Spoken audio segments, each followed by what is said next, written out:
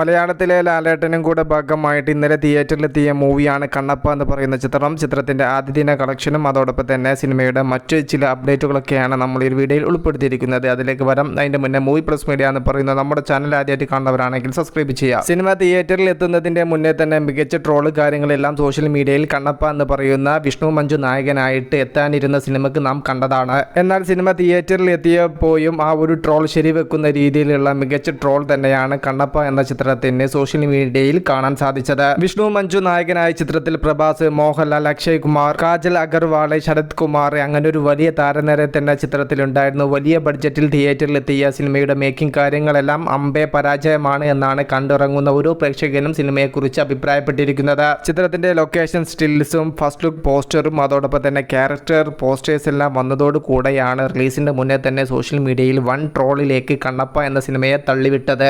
റിലീസിന് ശേഷം സിനിമയ്ക്ക് ട്രോൾ കാര്യങ്ങളെല്ലാം കിട്ടാനുള്ള പ്രധാന കാരണം ഒന്ന് സിനിമയുടെ കഥ, അതോടൊപ്പം തന്നെ makeup, art work, location, VFX, അഭിനയം, ഡബ്ബിംഗ് എന്നീ മേഖലയിലെല്ലാം സിനിമ വമ്പേ പരാജയമാണ്. അതുകൊണ്ട് തന്നെയാണ് പാൻ ഇന്ത്യൻ സിനിമയായ ഈ ഒരു സിനിമയ്ക്ക് സോഷ്യൽ മീഡിയയിൽ വലിയ രീതിയിലുള്ള ട്രോൾ കാര്യങ്ങളെല്ലാം കിട്ടാനുള്ള കാരണം. ഇപ്പോൾ ഇതാ ചിത്രത്തിന്റെ ആദ്യ ദിന കേരള കളക്ഷൻ റിപ്പോർട്ട് പുറത്തു വന്നിരിക്കുന്നു. കേരളത്തിൽ നിന്നും ആദ്യ ദിവസം 32 ലക്ഷത്തോളം രൂപയാണ് സിനിമയ്ക്ക് നേടിയെടുക്കാൻ സാധിച്ചത്. 200 കോടിക്ക് മുകളിൽ ബഡ്ജറ്റിൽ എത്തിയ ഒരു സിനിമയായിരുന്നിട്ടും മലയാളത്തിന്റെ സൂപ്പർ താരം ലാലേട്ടൻ ഉണ്ടായിരുന്നിട്ട് പോലും സിനിമയ്ക്ക് ആദ്യ ദിവസം കേരളത്തിൽ നിന്നും 32 ലക്ഷത്തോളം രൂപ മാത്രമാണ് നേടാൻ സാധിച്ചത്.